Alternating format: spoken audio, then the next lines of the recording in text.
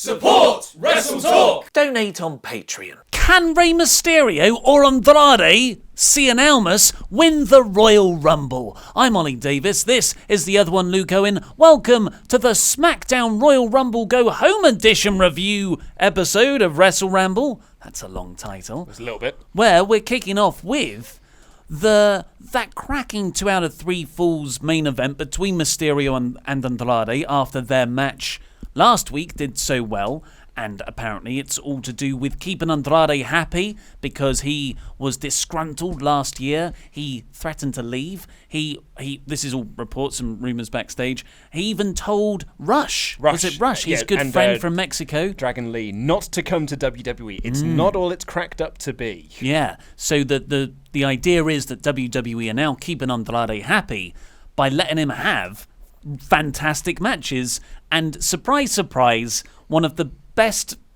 wrestlers in Mexico from the last 10 years can just go out there and have great matches with Rey Mysterio. Great TV matches. And Luke, it's getting him over. Who would have thought it? No, you see, the problem is, what you want to do is have him on the outside while Zelina wrestles. That's how he's going to get over. Yeah, I mean, but that's what, on paper, I would have said you're right. This is a complete outlier. Wrestlers, very talented in-ring wrestlers, are getting over doing serious wrestling matches. Shut the front door. I know. You asked me last year, I'm like, well, obviously the correct thing is to put them in mixed intergender tag feuds. It works so well for Rusev. The likes of Lana and Rusev. Yeah. But make Daniel Bryan and Brie Bella a permanent act. That was going to be the highlight of the Miz-Bryan feud. Yeah, and that's a whole division right there. You've got Miz and Maurice too. Yep. I just pair up some other people off of Mixed Match Challenge because that was such a roaring success. It was. Look at how over Carmella and Truth are off the back of it. I know, and I was just really hoping that was going to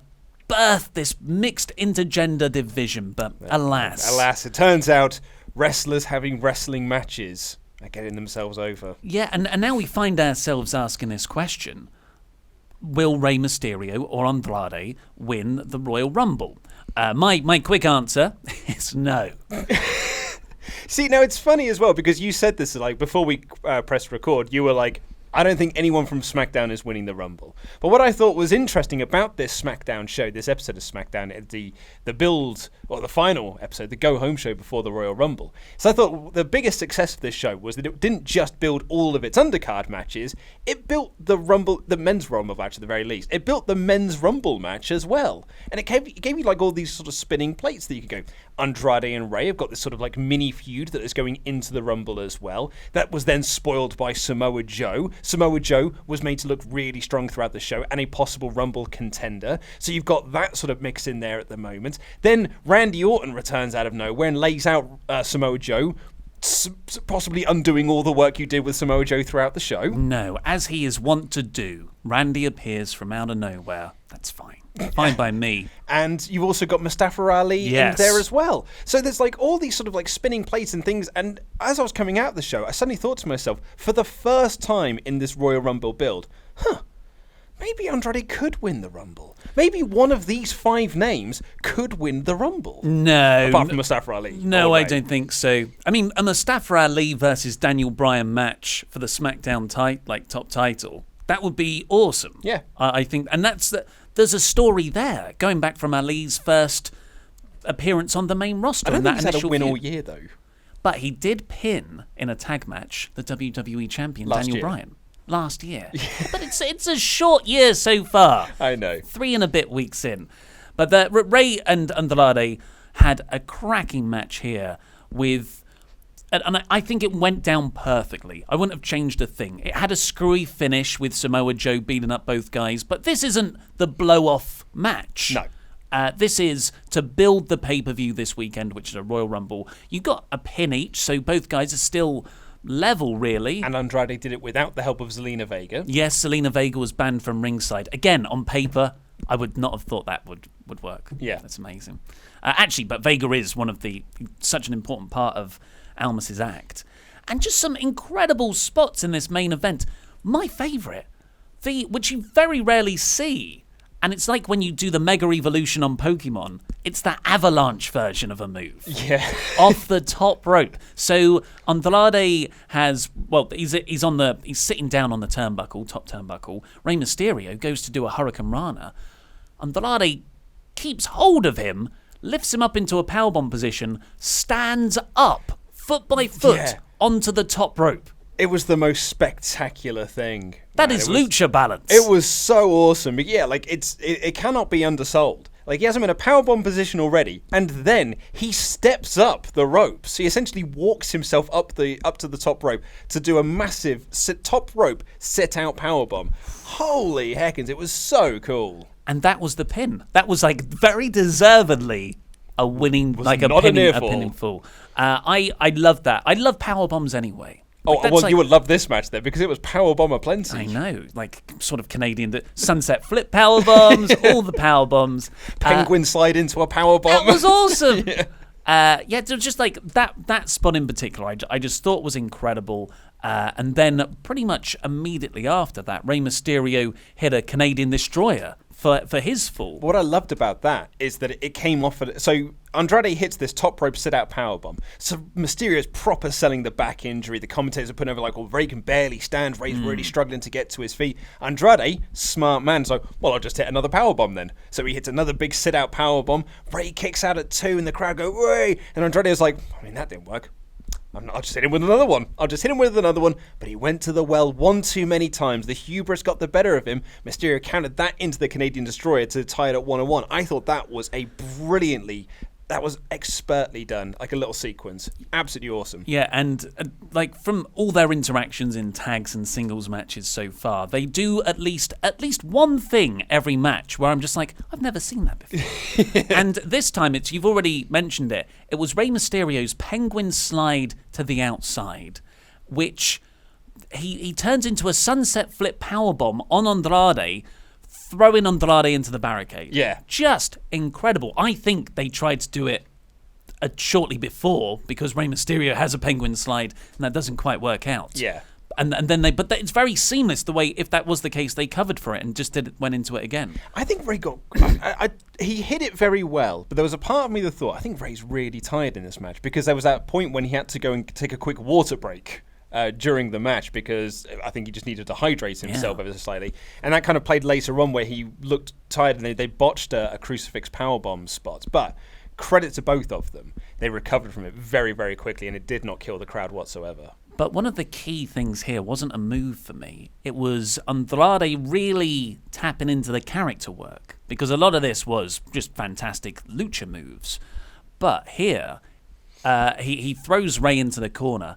And he does a little Eddie Guerrero shimmy. Yeah. You bringing up Eddie Guerrero. What are you, Randy Orton? It's fine when Sasha does it because I think that's a homage, but you seem to do it disrespectfully. You're a boo now. There is nothing context-wise to make me think that you did it disrespectfully, but somehow I'm angry. Well, I think because Rey's such a good friend of Eddie Guerrero's. He did it to mock Rey. Or maybe it was, sorry I'm beating you, mate. Look. I'm your really good friend from a long time ago. Yeah, maybe. Yeah. Who knows? But the crowd booed him. Yeah, it was great. There was just some more crazy spots on the outside, and then Joe runs in, throws Andrade into the ring post, and gets Rey into the Kikina clutch. Yeah, that's the crucial part about this. It wasn't just he attacked Rey, he also attacked Andrade. Both of them are in the Royal Rumble. Earlier in the night, he'd completely wiped out Mustafa Ali. Yeah. So it was him standing tall and saying, like, I am going to win the Royal Rumble. And it just made Joe look absolutely awesome. It almost felt like at every turn this show had been designed to make Joe look really strong going into the Rumble. Which is why I then can't fathom the Randy Orton thing, when Randy Orton just came in and hit an RKO from out of nowhere, and Randy Orton stood tall. I know what you mean, and for me and you, we're not like the biggest Randy Orton fans, but shocking. There is a large contingent of people who do like him when he pops up from out of nowhere. I think he's a babyface now as well. Yeah, I was confused by that. I don't know. It's hard to tell. It's a shame because he's like sadist gimmick was really, really intriguing and well performed. It was for at least 3 weeks, man. Come on. Well, just ask Jeff Hardy. That was the most brutal beatdown I've ever seen anyone give anyone. Oh, absolutely. Where Jeff fell through the table on his own volition. Yeah. Oh, man. Randy Orton, what a sick, order. sadistic guy. So this was far more effective than anything on Raw at building the Rumble match. Everything that happened on Raw, you had the feuds kind of contained within their own storylines. Apart from the bit where Seth walked past Lashley on the ramp. But here, like you said, you've got the normal feuds, Rey and Andrade, Joe and Ali, but then you're merging them together because that's what this is all about. It's about everyone being a lot of guys at least, being in the ring at the same time, and those feuds will cross over and new ones will spin out, other ones will be resolved. Yeah. I mean, I'm so much looking forward to the spot where Mustafa Ali eliminates Joe from the Rumble. Yeah, do you think? Oh, absolutely. It's got to. Based off this show, you've got to have that spot where Ali eliminates Joe. Joe has like the Diesel spot, essentially, where he just like eliminates loads of guys, like absolutely dominant, and then Mustafa Ali is the guy that comes down. Maybe even doing like the Mick Foley, Randy Orton thing, where he like in his own like anger at him eliminates both of them at the same time. Something along those lines. I don't know, but my biggest praise about this show is also one of my criticisms about this episode, which is it did such a good job of making various people look like they could possibly win the Royal Rumble, whereas in the Women's Rumble, they were like, well, Charlotte's in it. Yeah. She's winning, guys. By the way, Charlotte's in there. Of all the people there, she's the most likely going to win. Don't worry about anyone else. What? Why are you going to win, Charlotte? Oh, because I'm Charlotte. Yeah, you are, right? Yeah, you're right. I forgot about that. Of course you're going to win. What do you think to Randy Orton, because he won 2 years ago. He's apparently won twice. Yeah, memorable wins. And so Randy Orton's number hits, let's just say is number 22. But no one comes out. And everyone's like, where's Randy Orton? And then everyone's finally in the ring. You know, there's only like 4 guys left. From out of nowhere, he slides in the ring and then he's a fresh person. I mean, I said this on the Discord channel, but if Randy Orton wins the 2019 Royal Rumble, I don't know, man. Well, Triple H is out, isn't it? So if Randy goes, I don't want any of your titles that mean nothing to me, I want to face Batista for having a brief stare down with my best bud Triple H in that out-of-continuity segment on SmackDown 1000. If you are doing Randy versus Batista, a match that only Vince wants to see, but probably Vince and Triple H, probably they're the only people in the world who would want to see that match in 2019. If that's the match you're going to do, Randy does not need to win the Rumble. But I think, so Orton, Joe, Ali, Mysterio, Andrade, they've been set up very well on the SmackDown side of things to be in the mix. But I don't think they're going to win. Mm-hmm. Fair enough. Do you want me to say something? No, we can probably cut it. I don't know if you've seen, guys, but we relaunched our Patreon last Thursday. We're super proud of it, and we've got loads of new rewards, like shout-outs in the WrestleTalk news episodes themselves at the end on the end cards. Of course, you get shout-outs here on the WrestleRamble show, and the most exciting thing to me, apart from like the Ramble Club rejig, where we're just going to get drunk and record it for all you lovely $10 and above pledges, is Wrestle League. Oh, I thought you were going to say WrestleRamble Extra, which is the thing I'm most proud of. But we've had that already. That's a permanent fixture of the Patreon page, which went live this week. Our review of Royal Rumble 2000. What a show! Yeah, very fun. But the Wrestle League is effectively everyone who's now a $5 pledger can participate in our predictions league, which will run from Royal Rumble to WrestleMania. Yes. And you'll be competing against me, Luke, and Laurie. You'll be competing against the WrestleTalks, the WrestleTalk.com writers. You can all see how Randy Datson is fudging the numbers so that he's winning. Yeah, and we'll put you in the table, so we'll have a big table on the site. It'll be very exciting, and it starts, this Sunday for Royal Rumble. So if you are already one of our pledge hammers, we'll be putting up a post either today or tomorrow, I think. Yeah, it's difficult because I never know when they're going to finalise the card. Yeah. So when do we make the call where no more pre-match matches can be added? They announced the 2 matches that are on the pre-show already, so I can't imagine they're going to add another one. It's a 2-hour pre-show for a Big 5. Well, yeah, but you've got that big panel. Beth Phoenix has got so much to say, man. Like she's got more to say than the Usos having a match with the Colognes can do. Yeah, Well, yeah, that's exactly what I'm thinking. I'm thinking SmackDown tag match. Galanderson, pop them in there. I genuinely forgot they were there. And Sanity The as well. Revival don't have anything at the moment. Maybe they'll do the Revival versus the Edgeheads. Yeah. Or the Yeah, Major that could Brothers. happen. Yeah. So, yes, but we've gotten distracted. The point is that we'll be putting up a post on Patreon. We'll let you know about it in the news and loads of other places where you can, it'd be like a Google form and you go through and you select who you think is going to win, and that will be collated in a huge predictions league, and you'll see where you stand come Monday morning. And see if you can do better than Captain Averages over here. And it's quite exciting because it all rides on this weekend for us. Mm-hmm. Me, you, and Laurie. All joint at 30 points over the last 2-3 months. Mm-hmm. The loser has to do a music video punishment. And imagine if all three of us are still tied at the end of Rumble, and we all have to do. Whoa! Crikey! Well, let's see what happens. But so far, thank you very much to our $25 and above pledge hammers, starting with Jonathan the Headmaster Headman. Yes, Headman. Stay hyped, Kyle Rowley. Woo! Yes. Britain's next top model, Phil Stopford. What a Get nice in guy. there, yes. Such a nice guy. I trust you as Sam Farah as I can throw you. Whoa. Yay. Sean El Blandito Blamford. Oh, good Yes. work, my friend. Shimmy Gang God, Zachary Roberts, Crowley Barros. Woo! Whoa! Have a cup of tea, Lee. Yeah, love Lee. tea. The star athlete, Lendl Brenson. Lendl. Star athlete. Caught in a Travis Webb. Oh, yes. Don't want to get caught in that, or maybe you do. We're going on a Brian Huntsley. Whoa, Oh, come yeah, on, Brian. Come on now. Charlie, drink it in, Z-Man. Written out Yes. phonetically. Thank You're you. welcome. What you talking about, Jerry Willis? Woo, different strokes reference. King George Phillips. King, Woohoo, we bow to come you, on. King. Noah, the Ark Trombley. Woo. Oh, yes, get on that, get aboard. Joking Joshua Selick. It's because I skipped one. You I just skipped realised, one. yep, there can only be one. Our legends. Woo, woo. There can only be one, and it's you, mate. Robert Spencer.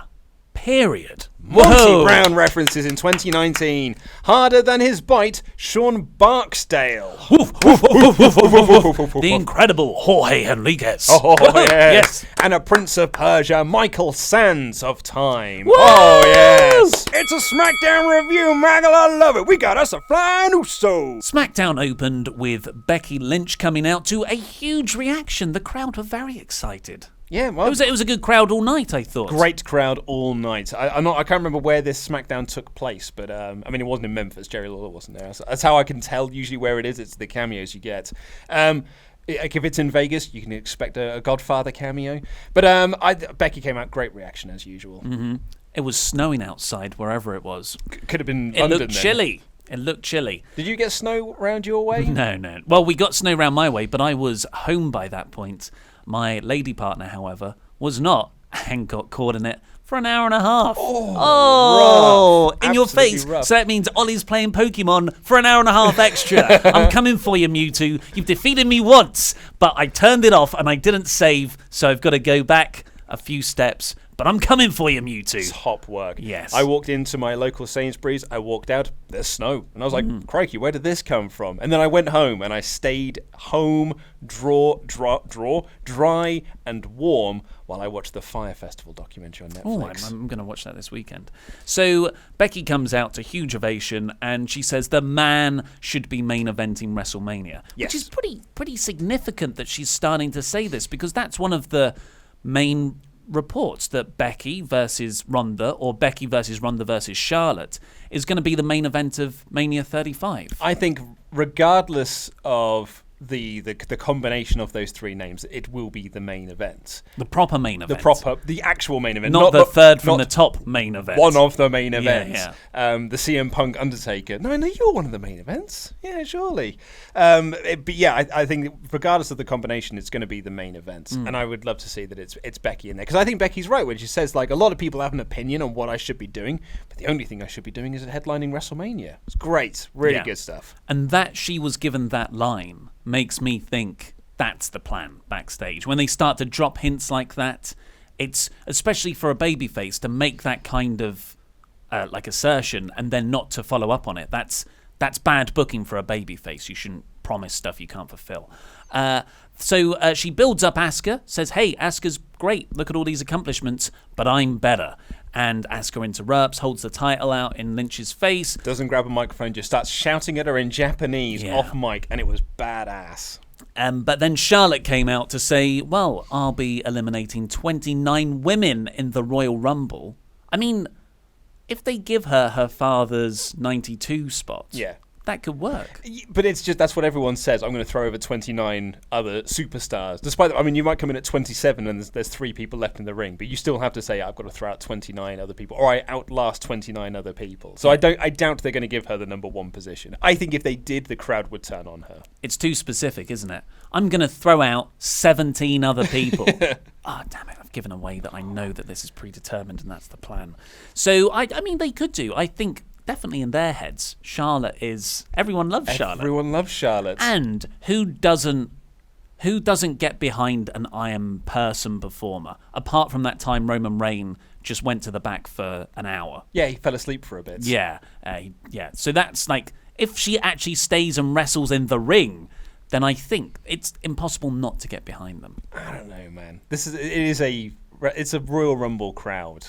I'd imagine. I don't think she'd get the right kind of heat for it. It's not like a couple of months ago, Charlotte. I think Charlotte's getting better reactions than previously, and the comparison with her father is quite neat. But she says, like, I'm going to win the Royal Rumble, and then I'm going to main event WrestleMania. Well, what I loved about this as well is she made a wonderful point. I thought Flair was a great promo here, because she was like, I'm going to win the Royal Rumble, and then I've got 4 options in front of me. I could face Sasha Banks, who I've beaten time and time again. I could face Ronda Rousey, who I left laying at Survivor Series. I could face Asuka, who at WrestleMania last year broke your undefeated streak and defeated you. Or I could face Becky, who, you may have owned me for the last couple of months, but I own this division. I thought it was a really, really strong promo by Flair. Really good content that had been given to her, and she delivered it really well. Yeah, it gets over all those people that she's talking about, and herself. That's great wrestling promo work. But then Asuka attacks Becky from behind, and they have a pretty cool brawl. Wicked brawl. Becky was awesome. Yeah. She was so cool. I thought, Asuka's going to get the better of her. Nope. Becky just started to get on top, and then, they brawled by the announcer's desk. Well, tell that to Todd Phillips, who kept saying table later on. And she jumped off and did like a double axe handle thing. Started whipping her with her jacket, her leather jacket. And then they were brawling backstage after the break too. This was great stuff. Yeah. Usually that sort of angle makes me go, so Asuka's retaining. But then I think, no, that's not what they used to do with The Rock and Stone Cold back in the day. You'd have them always on top. Yeah. And then they'll win the match. So do you think Becky... Well, I mean, we won't give away our predictions because they'll be going up in a couple of days. After this, we stayed with the women's division, and finally, after months of build for this match, and it gets delayed and postponed, Mandy Rose took on Naomi. And it went 3 minutes, the majority of which was an ad break. Hey, that's probably a good thing. So we got a video recap package, which This video recap was garbage. It was weird, wasn't it? So this was a female voiceover, which is quite different. It's very different. From usual. But it just had still images zooming in, which is great for our videos. It looks like a WrestleTalk video. Yeah, but they have access to the footage. Yeah, they won't block it. If they put it up onto YouTube, they won't put a DCM takedown. So it's a recap of Mandy trying to tempt Jimmy Uso. Yeah, it was just a bit naff. It looked quite low cheap. rent. It looked really cheap. Not to put a damper on our own videos, but they often do look cheap. Yeah. So then we got the actual match. Most of it was in the shrink screen commercial. And Sonya Deville grabbed Naomi's leg, which was enough of a distraction to help Mandy get the win. Yeah. Cool. Jimmy was there to console Naomi after. I'm sure this will play into the Women's Royal Rumble somehow. Yeah, this feud will continue. Then we got a effective Rey Mysterio promo. Just played it very straight, looking straight into the camera. And I'll tell you what was great about this promo. Sorry to cut you off there, but he mentioned that Zelina Vega was going to be banned at ringside, and that got a pop from the crowd, which actually shows that Zelina Vega has been booked quite well as the second to Andrade, in that she can cause, she is a difference maker within a match. And upholding the authority and the authority figures and just general rules in WWE, she didn't come out. No, she did not. I also think as well, I don't know if this is by design, but I'm going to give them the benefit of the doubt and say it was by design. I think that's why we had an interference spot with Sonya in this match and then an interference spot with Sheamus in the next match to show that if someone is on the outside, that does cause a difference or does make a difference into the overall finishes. That's a good point. I don't know, as I said, I don't know if that's by design, but I'd like to think it is. Maybe they booked those finishes and then they thought, this is what I do a lot when people go, that's a good idea. I was like, I totally meant that from the start. where they go, oh, look, that kind of would make the viewer think that outside distraction's a bad thing. Yeah. That's why we booked it, not just because we only have 3 different kinds of finishes to protect people. So this turned into Miz versus Cesaro afterwards, after Miz and Shane kicked a cake in Sheamus's face last week with the coaster cake move. But as a lot of people have pointed out, and I didn't realise it at the time, I suppose I didn't pay it much mind, but they didn't kick a cake into Sheamus's face. They kicked the board into Sheamus's face because they held the cake up with the cake facing towards Shane. So the cake was never going to go into Sheamus's face, just the board was. It's not as good a visual because you'll just be looking at the board. Yes, but then they're going to have the reaction of the splat. Because otherwise, Shane just got loads of cake on his shoes. I didn't think of that. Well, that's a stupid angle now. God. So Shane and Miz come out. They look really happy. And every time I see them, I'm a bit more into them. Yeah. How are you doing? I'm still not getting on. Yeah. Well, I'm trying. I want to like this because I like Miz and fine about Shane. I'll tell you why I would say that this is a good thing, though. I'm not massively into the Miz Shane partnership or their storyline, but the tag titles are getting a focus. Which McMahon is there, so it does feel like it is a proper program, as opposed to the Raw tag team division, which is just like, these are some lads, and these lads will have matches. But the SmackDown tag titles have always been pretty well featured for the last 2 years. Yeah, but this one actually feels like it's a proper focused on match. Yeah, I guess it's not just the same New Day bar. Yeah, Usos. Fresh matches, new faces. Yeah, so the crowd were really into Miz for this match. They were genuinely cheering him against Cesaro. Bell rings, Cesaro, boom, loads of uppercuts. It was an awesome start to the match. Then there's some shenanigans outside, some Shane-anigans, you might say. Nice. And Sheamus manages to get the Miz on the ropes. Yeah, he kicks him while he's on the ropes, and then Cesaro hits the Gotch neutralizer for the win. Yeah, but this was more about the post-match angle. So they've each got a win apiece in singles competition over the last 2 weeks. So after Sheamus had sort of interfered, untrained wrestler Shane McMahon, I hate this, beat up the bar. Yeah, and then he laid Cesaro down onto the announcer's table and he goes up to do the big old elbow drop, but Sheamus knocks him off. And then the bar beat up Shane, giving him a brutal bro kick right in the mush. Sorry, did you say commentary table? Well, that's what they kept saying. No, it's a commentary desk. I put it in capitals both I here did notice and you here. had, but I didn't really notice it. But I had a few people tweet me this morning saying that they kept saying table on commentary. So well, I'm just reporting what the commentary are saying. Announce position, commentary desk. I don't know what a commentary table is. You seem so bent up out of shape over this. I don't know why you keep bringing it up. I thought we'd all moved past this. So this bro kick, which they did a few replays of, was quite snug.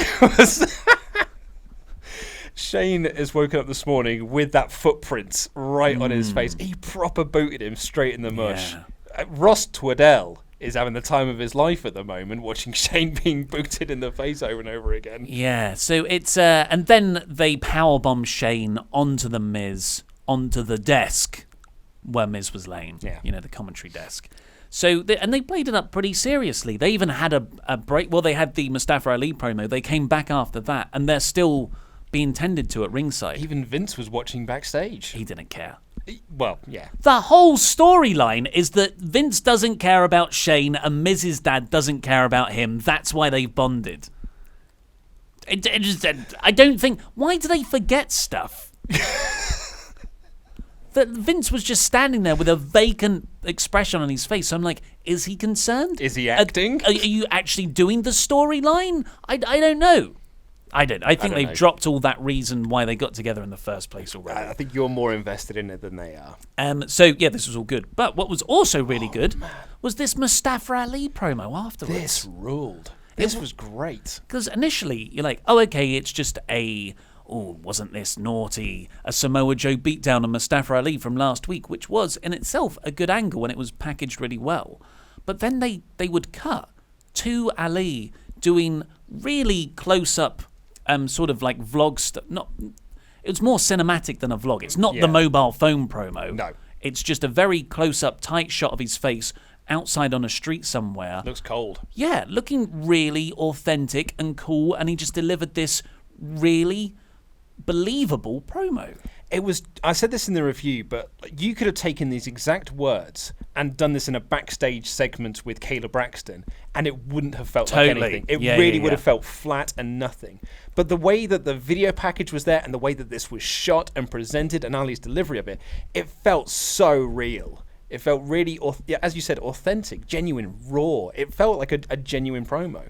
I thought Ali looked great here. I think they need to do this They need to do this so much more. Yeah. I'm sick of in-ring promos. I'm sick of generic WWE interviewers backstage. What is your strategy going into this match? Exactly. My guest at this time. Make each wrestler feel unique in the way they're presented. This can be Ali's thing. I'm fine with Dean Ambrose standing in front of fences. Other things like the Usos. The Usos when they walk backstage. When Bryan cuts his stuff from the stands. SmackDown are really good at this. And this Mustafa Ali thing was inspired. Yeah, it was really cool. It felt like how you would do a build-up show for a UFC fight. Yeah. It's more in line with that aesthetic. So huge success and a really great way to present Ali. Yeah, Yeah. completely agree. After this, we got Vince McMahon coming out after watching his son with a vacant expression get beaten up. And it's a face-to-face between AJ Styles and Daniel Bryan. Hey, man, but was it face-to-face in a ring, though? Because Daniel Bryan, my style icon, came out, and he looked so comfy tonight. I thought that little cardigan he was wearing looked absolutely wonderful. Is that why? Have you bought more cardigans? No, this is one of my one of my older cardigans. But it's because I was wearing my grey one and you kept wearing your grey jumper, so you kept making me take off my grey cardigan when we came on camera. So you're like, that's how you approach style and fashion. It's Daniel Bryan. What's comfy? Oh, yeah. What? Wouldn't you? No. It's got to be painful. you can't be relaxed in nice clothes. No, I look at what is that jump. Does that jumper look really comfy? Yes, it does. That is what I'm going to wear then. Is that t-shirt slightly too big? Oh, that means it's just going to be extra comfy then. I'll have that. So, like you said, Bryan doesn't get in the ring. AJ's out there, and he just cuts this excellent promo. And it's brilliant as well because he gives an excellent reason as to why he wouldn't get into the ring. He's like, I'm not getting into the ring with that psychopath. He put me through animal carcasses. Brilliant. I was talking about when AJ put him through the table with all the hot dogs on it. A great line from Bryan. And then he essentially just cut a series of great promos. Yeah. Here is promo 1. Oh, it's awesome. And then AJ will say something, and Daniel Bryan will like, well, I've got more promo to do now. So he cuts another great promo. Then Vince McMahon will say something. He's like, well, I'm just going to cut another great promo now. You guys can say your little one-liner things, but I'm just going to consistently cut great promos. This was a home run segment for Daniel Bryan. Yeah, it was great content with the words, and it was just a fantastic delivery. He's so angry. And I like Louis C.K. always had this bit. Are we allowed to say his name? It's before everything. Well, I guess he was doing it all the time. I don't know. Louis C.K. used to have this bit where he'd talk about people who campaign to make abortions illegal and he goes, well, look, if they think you're killing babies, what do you think? That they're not going to take that calmly. Yeah. If they genuinely believe you're killing babies, that's not the thing you sit at home about.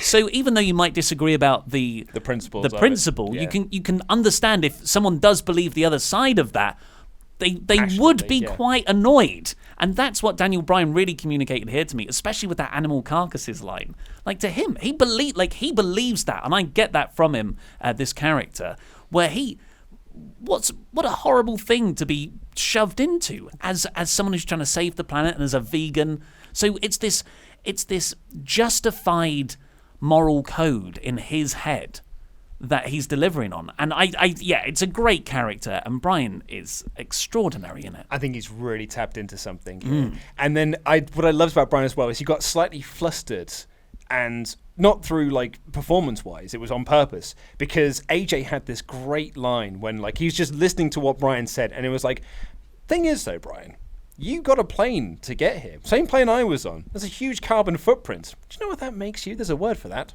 Fickle. And you get to see Bryan off mic shouting something in the crowd, shut up!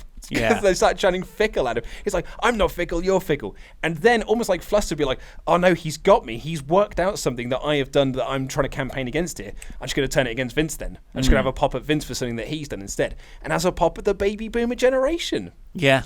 It was so great. And it's the brilliant thing about Bryan's promo, as you said, not only is it he believes it, a lot of what he says is right. But he says it in such an awful way. You're like, I don't want to cheer him for it, though. Yeah, it's a really confusing position to be in as a viewer, where you're like, well, you know, I pretty much, I'm there with you, matey. Yeah, I agree with being a dick. I agree with 90% of the things you are saying. And just so many great lines. I'm not the people's champion. I'm the planet's champion. Love that. And how he can't let AJ win the belt because he will just make it. AJ's happy to let everyone be ignorant, whereas Daniel Bryan sees this title as his vessel to educate the unwashed masses. Yeah, absolutely. He's like, if you win the title, you'll just be a walking billboard for your own merchandise. Yeah. Oh, it's so great stuff. And the promo he cut on Vince as just like, you're a baby boomer, which means you're a parasite. The whole reason this planet is dying is because of your generation and all the mistakes that you have made. I just thought it was really great. And then AJ was just like, you know what, Vince, if he's not going to get in the ring, I'll just go and get him myself. Drops the mic, and they have this really cool brawl around the ringside. And then AJ goes through the phenomenal forearm. Bryan, the cowardly heel, uses 100-year-old Vince McMahon as a human shield. AJ stops himself, running knee. Bryan stands tall, walks away laughing. I thought it was a great segment. Yeah, really great segment, which means I'm going to say something bad about it now. Uh-oh, here we go. So negative, you. Always snarky with your comments. I think Vince is so past it now. As an in-ring performer, he's, first of all, I can't hear a lot of what he says. He mumbles things. He doesn't have the fire. His facial expression. It's a sad thing when people get to an age where their eyes sort of go glassy. Like, I'm not saying his mental facilities aren't all there, but it's just like the pigment in the eyes goes a bit cloudy, and he just that struggles to communicate whatever emotion he's doing. It's getting. I get sad and a bit embarrassed whenever I see him out there, especially with all the reports that he never wanted to come back. He's just doing this because ratings, and so. Yeah, Vince didn't need to be out there, really. Did you hear about the promo he cut on Raw? I didn't watch Raw. That's fine. So it kind of washed over me at the time. I was burned. You know, when I had a day off a couple of weeks ago, and I was like, even though I'm not going into work, I'm going to watch Raw. And it was a really boring episode. I was like, fool me once, shame on me. Fool me twice, I'm playing Castlevania. I don't watch this because I'm a fan. I watch it because I have to. But Vince had a promo at the start of Monday's episode of Raw, and he starts off saying the David and Goliath story, and he says, talking about Finn Balor and Brock Lesnar, and the crux of it is, I'll try and do this. He says, do you know the story of David and Goliath? Because David ate loads of things to get big, but Goliath beat him, and he beat him so bad on the beanstalk that he got reincarnated later as Finn Balor. It was nonsensical. What the hell are you talking about? It washed over me at the time, but then the Wrestling Observer radio review was like, Brian Alvarez was like, what is he talking about? So it seems like he's conflated 3 different stories and decided to cut a promo like that. It's really rambling, and that's coming from experts of rambling. Yeah. I don't like Vince on telly anymore. It's a shame. It's a shame. But and it's so hypocritical of him. Like, if anyone's saying, "Oh, you're being ageist," Vince has been ageist forever. There are much younger people, decades younger people, where he has said, "You're not on TV anymore because you're too old." Yeah. And now Vince actually is too old to do like these sorts of segments, or maybe he just doesn't care. I don't know why he can't perform the way he used to. Maybe it's completely unconnected to age. But yeah, he's out there now. That's why Howard Finkel lost his job in the WWE. Jim Ross, Hulk Hogan, when he was 38. Yeah, I think the Fink was like in his 40s Yeah. when Vince said, "You're too old to be on TV now." So yeah, it's sorry to bring down a really good segment. It was a really good segment though. Yeah, and then we got Carmella and R-Truth walking backstage. Here to remind us that they have got the number 30 positions in the Royal Rumble. And Truth's excited, saying, well, I could go and face this person, I could go and face that person. Carmella says, what about Brock Lesnar if you win the Royal Rumble? And he's like, I don't want to go to Soup Bowl City. Which is a goofy line, but it made me laugh because Truth is great. Well, the line I thought was better was, maybe I'll go to 205 Live and face Bobby Murphy. Yeah. And then Mella says, there's a weight limit for 205 Live. And he's like, oh, so I'm fat now. Yeah, and he walks off in a half. I thought it was a good performance from Truth. Yeah, it was great, as he always is. Carmella then runs into Charlotte, and that's... You say she steps into shot so she can have a two-shot with it. She walked to her mark. Hey, Charlotte, what you up to here? Oh, I'm just staring pensively into the middle distance in a corridor. I was waiting for my cue. Yeah. What are you staring at in the middle? It's just a blank wall behind the camera. Yes, this is what I do. She's picturing all of the 29 eliminations. I'm in my memory palace rehearsing the strategy for this Sunday's Royal Rumble match, Carmella. And Charlotte says, because Charlotte wasn't in the Rumble last year, Carmella was explaining how difficult it is because you've got attacks from all sides. And Charlotte went, well, I'm Charlotte Flair. Yeah. I thought it was good stuff. Yeah. I thought it was good stuff. And then we got the Samoa Joe versus Mustafa Ali match, which was great. Yeah, it was a story of like brute force of Joe versus the athleticism of Mustafa Ali. A lot of ad break again, but the crowd were into the near falls because I thought, as you said, the crowd were really good all night.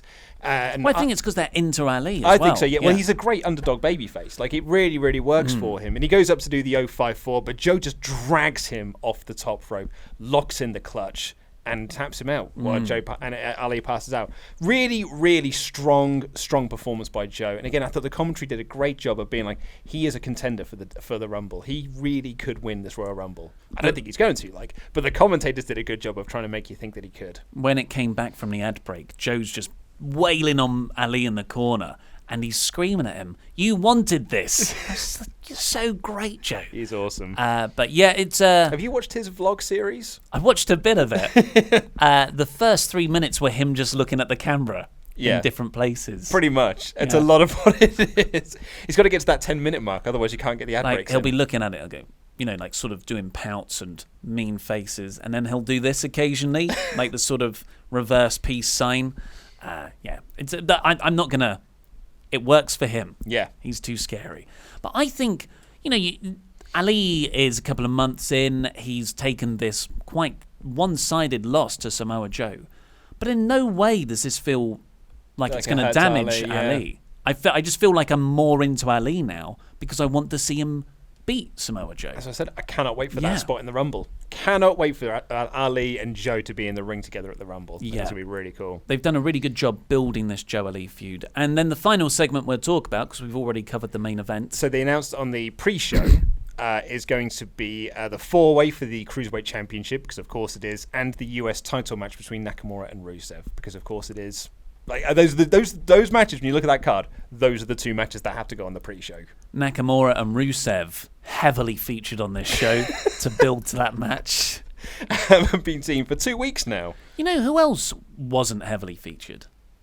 There were no NXT on their way to WWE things. There weren't. I forgot about that. They had a match on Raw, didn't they? One of them. Heavy Machinery did. Yeah. It was a fun showcase. Well, you see, Luke, you've got to remind people of their faces. Otherwise, they can't get over. They can't get over. You won't recognise who they are when they then debut.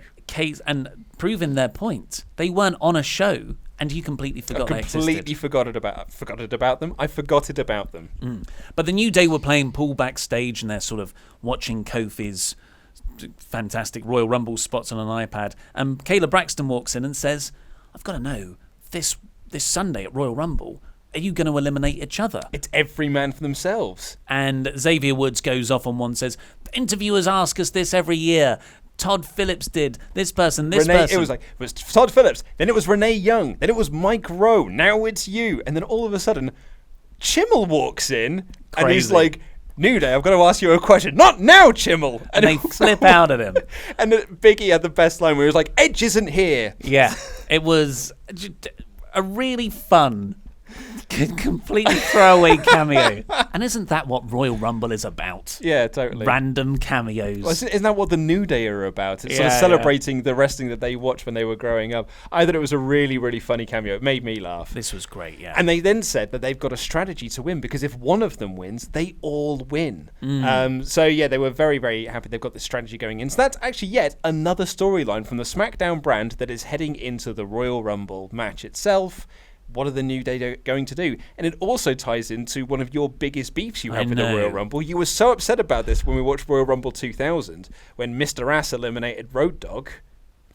It's that I think tag teams and factions should wait until the very end to eliminate each other and turn on each other. But yet you want to get to the last bit before you... It's been proven. You've got a huge tactical advantage. But it's been proven time and time again that you don't need... Look how well Sasha Banks did when she eliminated Bayley from the Elimination Chamber. Oh, my God. It works out so well for them. I hate it. I hate that. But Kofi also sort of seemed to have a moment of inspiration where he thought, this is going to be my thing this year where I don't touch the ground. Exactly. The Kofi spots. Because we haven't had a really good Kofi spot for a number of years now, I feel. Yeah, I'm dubious on the whole pancake thing where he just walked on pancakes last year. Was that what it was last year? It was something like that. I feel like that's a very thin... If you just put paper out on the outside, and you're like, well, I'm not touching the floor, there's paper in, but I felt like it was that sort of, no, you can't hurt me, I've got force field, infinite lives. I think I've done that in one of my fantasy bookings before, where Kofi landed on the United States Championship. That's okay. And that was, I'm pretty sure I did that. Someone will remind me. You probably lost them. Well, that's all we've got time for today. I would give this a very solid Smacktastic. What an enjoyable show. Smacktastic for me as well. Yeah. Thoroughly enjoyed it. Not only was it an enjoyable show, I thought it was a really good go-home show for the Royal Rumble. It's the first show this year that has made me excited for the Royal Rumble. I totally agree. Itself. And, I just needed a little bit. I don't need much to make me excited about the Rumble. It's my favourite pay-per-view every year. Yeah, and after watching this episode, I didn't feel it after Raw, but I've got Royal Rumble fever now. Yep. I'm excited for Sunday. I'm excited for Sunday I'm as more well. excited for Sunday than I am for NXT.